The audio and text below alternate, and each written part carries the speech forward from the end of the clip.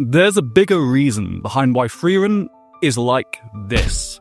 A hoarding grandma wasting decades on tracking down these nonsense spells. Do you think a spell that lets Fern measure up the #1 backliner would say a lot about the magic system? These kinds of spells and Frieren's dedication to them, it brings up an interesting way that this series handles world building. It's folk magic, or the beauty of the everyday, and it's a bit more meaningful than just an old lady's hobby.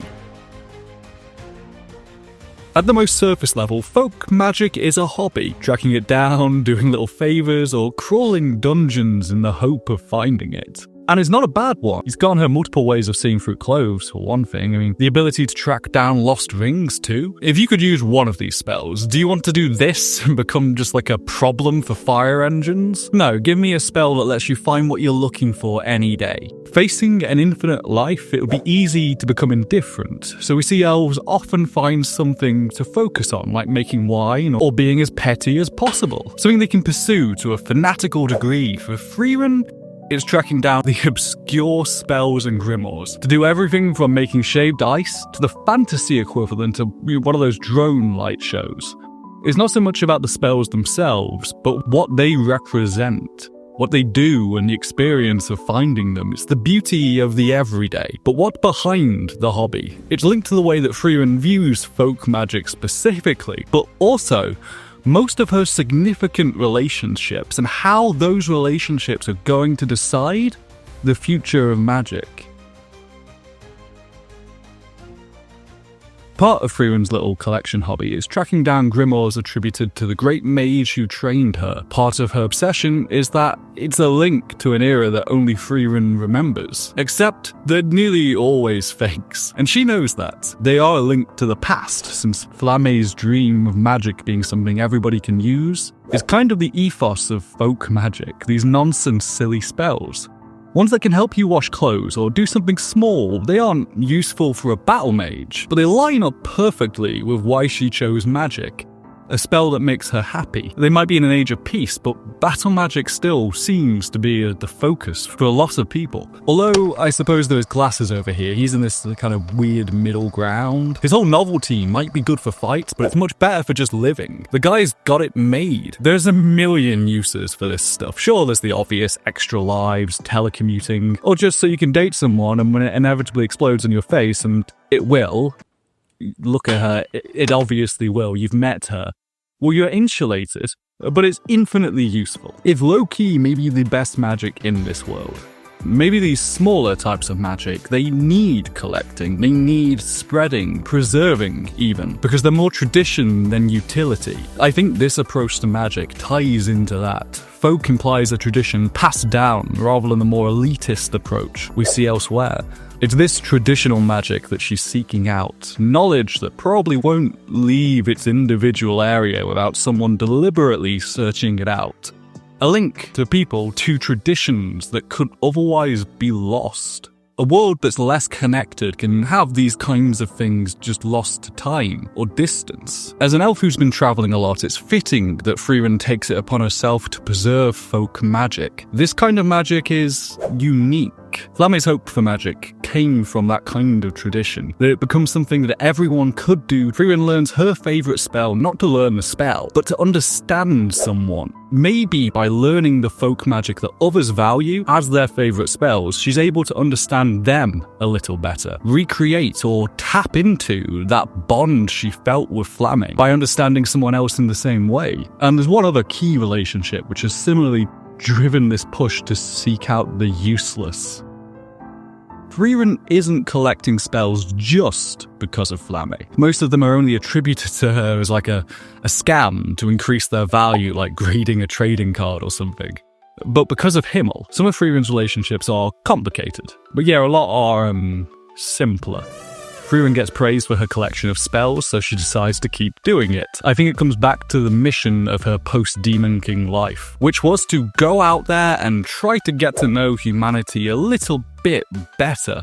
Which naturally she does through the only way she knows how. It worked with Flame, it worked with this party, but it especially worked with Himmel. They liked her silly spells, but Himmel really liked the chase. The adventure takes so long because he wants to crawl every corner of every dungeon, do every side quest. That's essentially what Frieren has been dedicating her life to since, adventuring the Himmel way. But Himmel's approach is the same as his approach to Frieren.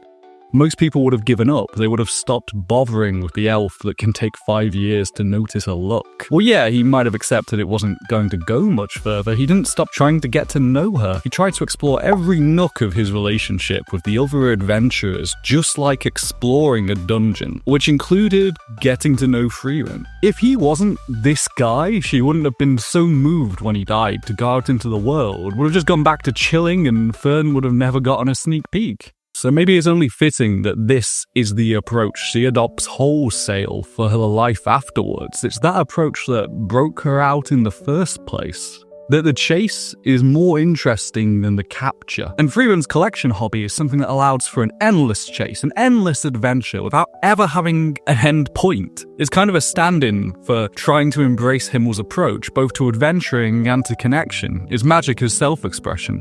Deciding to chase out folk magic no matter how long it takes, because that's how you learn about the world and its people. At least that's how Frieren learns about people. Of course, the obsession with folk magic might not be harmless fun as much, when it starts to consume a mortal's lifespan as well. Frieren doesn't just go on her little journey to hoard nonsense spells alone. She ropes this kid in. Why choose magic? Essentially, it's a conversation we see the two of them have early on. And then later, as Fern has developed, we get to see how this folk magic obsession has changed her. Think of Frieren and Fern's initial outings. Heiter tempts Frieren into staying in the first place with the appeal of old magical books.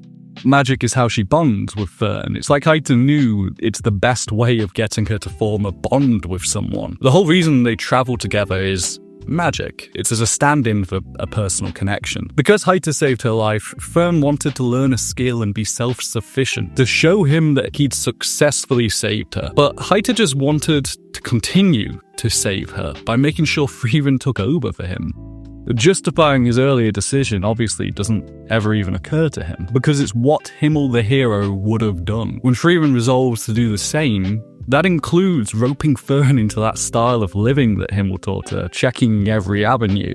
There's a discussion about why magic, as Frieren and Fern are getting paid in folk magic notes. Fern explains a number of spells they've learnt lately. Remove rust from statues, turn sweet grapes into sour ones, and she's beginning to wonder why. But each of these spells that she brings up, we see it work pretty quickly afterwards. For Eisen's favourite food, and to clean the statue of the hero's party. It's tying the why did it have to be magic, and the explanation of folk magic into how Frieren is relating to the world. We get to see why these spells matter quite directly early on. It's framed as instrumental to understanding the magic system. By the way, she's got to find more snack spells. Their budget would be like 80% easier to manage if they just learned a spell for donuts. Surely visualizing a nice snack is doable. It can't just be grapes, because I hate them. That's useless. That's awful. They're terrible. Fern gets frustrated with Frieren's obsession that she has the power to help a lot of people, but spends her time doing stuff like this.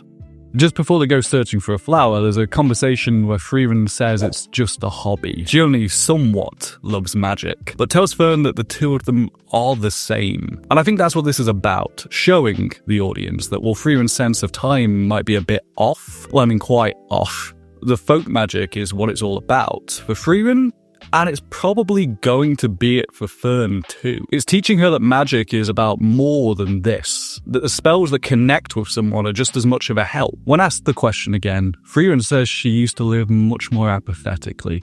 But Himmel showed her how silly spells can be helpful. He liked her spells, which Fern thinks is a silly reason, but that doesn't matter. I could see down the line, Fern giving the same explanation for her own collection of silly spells. Like ones to clean clothes. That someone important to her helped her see how important folk magic was, even if it was a silly reason.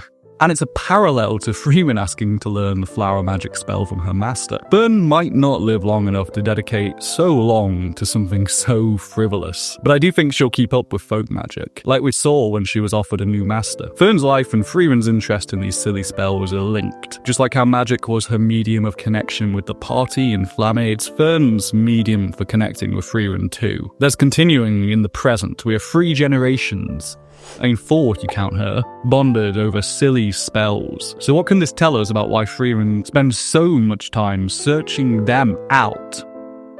Frieren wants to learn the flower spell from her master to learn what made her happy, not specifically to make the flowers. The magic is a means to an end, it's not the point, which you can't really say for the more useful spells. Frieren's answer changed from firm to somewhat about loving magic after all the training. Maybe it took some of the fun out of it. But what is fun is that chase, these kinds of spells, looking for them. Honestly, I think they'd be more fun to actually use too. I mean, the action battle spells are exciting to watch, but if you lived in this relatively awful world around Frieren, I think her view that basic offensive and defensive magic spells are good enough, let's go find one that helps us have a fun day, that might be the outlook I'd prefer too. I mean, there's a through line in Frieren of more real approaches to the characters, real thought into their motivation and what makes them tick. And that applies to their approach to the magic system too. It's so central to the world building because folk magic is supposed to be something used by everyone, something that's more tradition than science. Frieren's world building can be a little lighter, but it's because of who our protagonists are, who we're following. Frieren has for a while used somebody's taste in folk magic to get to know them, so it's our main way of getting to know the world too, through the folk magic, rather than through the people directly. I think Frieren and Fern's version of magic is a purer form. It's a love of magic for what it does, not for what power it can get you or other accoutrements. It's just for the love of the game and doing cool stuff, which if you're going to dedicate your life to one element of this kind of magic, has a bit more meaning. No matter how silly a spell, each one does something for one person at least, so they're all worth seeking out. It's as much about that chase as it is in finding it. Discovering the people and world behind each of these spells, the journey is the destination. In magic, in relationships, and in life as a whole, it's the whole outlook. It all comes from looking for a spell to turn clothes invisible. Hey, I've been completely alone. Thanks for sitting through it. If you do, just skip ahead for whatever reason. Anyway, there's a sub button if you want to see more. Alright, cheers.